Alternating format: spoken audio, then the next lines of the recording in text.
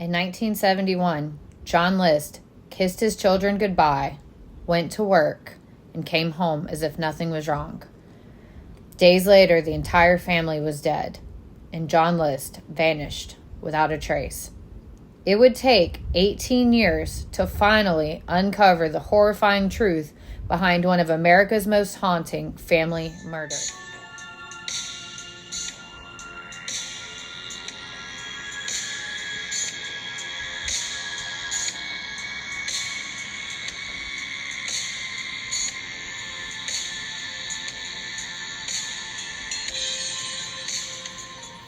To outsiders, John List seemed like the ideal father, deeply religious, well-educated, and a devout churchgoer.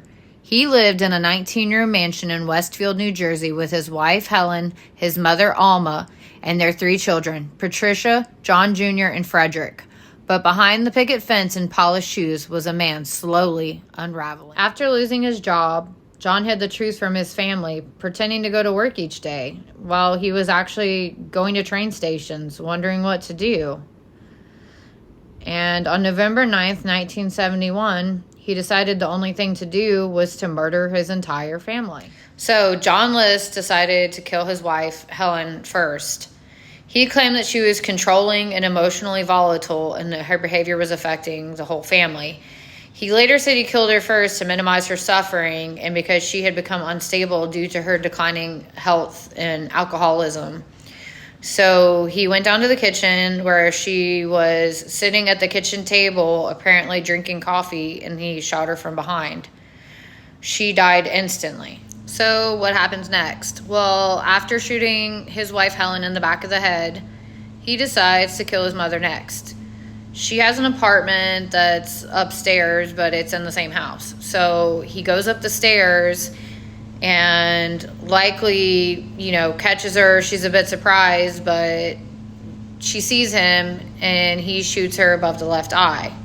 And now, because of her age and location, he decided not to move the body, so he just left it in the upstairs sitting area. Okay, so now after killing his wife and mother, he waits.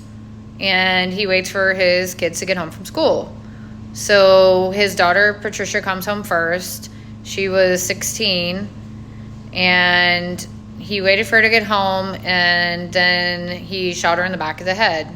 And he claimed to be especially distressed about it because she wanted to be an actress, which he saw as morally corrupt. So after killing Patricia, he waits for 13-year-old Frederick to get home. And he also shoots him in the back of the head pretty much like right after he gets home. And there's no reports that he struggled or was aware of what happened before he was shot. So the murder of his son, John List Jr., is the most disturbing to me because he has time to think, hey, maybe this is crazy, maybe change his mind. So he drives to his son's soccer game, watches the entire soccer game, and then drives him home where he shoots him in the basement. But the first shot doesn't kill John List Jr., so his son actually fights back. And so he ends up shooting him multiple times before he finally ends up killing him. So after killing his family, what does John List do next? He arranges the bodies of Helen, Patricia, and Frederick in sleeping bags in the ballroom. He leaves Alma in her room and John List Jr. in the basement, and then meticulously cleans the crime scene. He cancels mail, he cancels newspaper deliveries, he notified all of the schools of a supposed family emergency trip, and he turns on the thermostat to delay the decomposition. Then he turns the lights on and he plays classical music through the intercoms. He also writes a 5-page letter confession to his pastor. And then he just disappears for the next 18 years.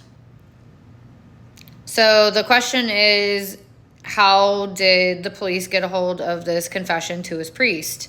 And the answer is that he never delivered it or mailed it to his priest. So about a month goes by. The neighbors start to get suspicious. They call the police.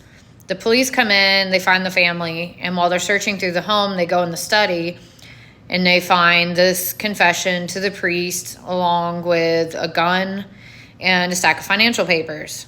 So immediately after the murders, John List drained the family's bank accounts. He removed himself from every family photo to keep the police behind to hinder identification. And then he went and he abandoned his car at JFK Airport. So John List had cited financial reasons as one of the reasons for killing his family.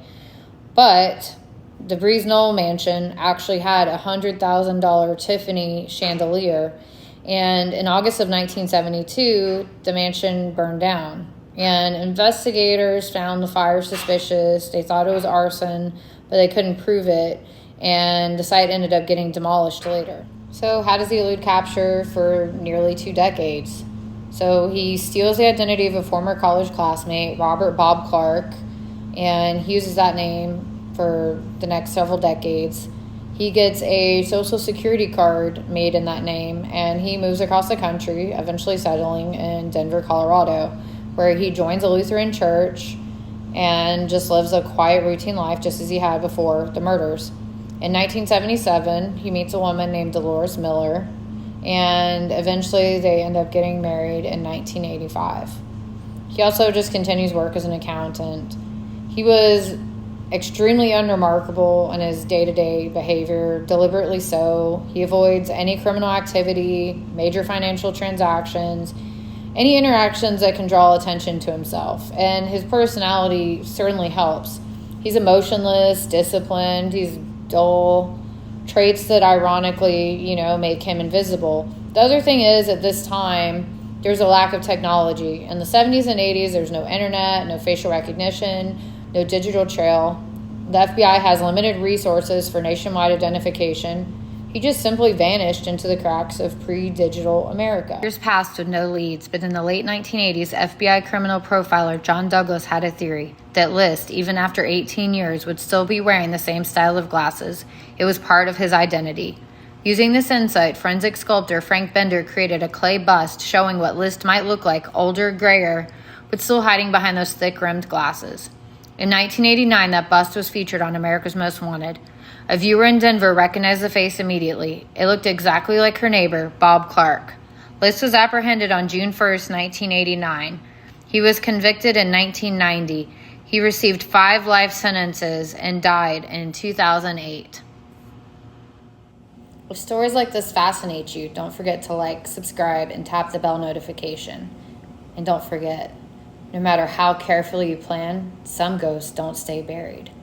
Join us next time for more Dark Echoes.